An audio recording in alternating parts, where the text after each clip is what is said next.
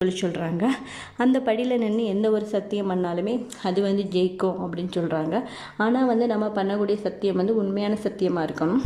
பொய் சத்தியமாக இருந்ததுன்னா அது வந்து சத்தியம் பண்ணுறவங்களை வந்து தாக்கும். இது வந்து நம்ம வந்து பஸ்ஸில் போகக்கூடிய வழி. இது மூலம் பஸ் மூலமாகவும் போய்க்கலாம், பைக்லேயும் போய்க்கலாம்.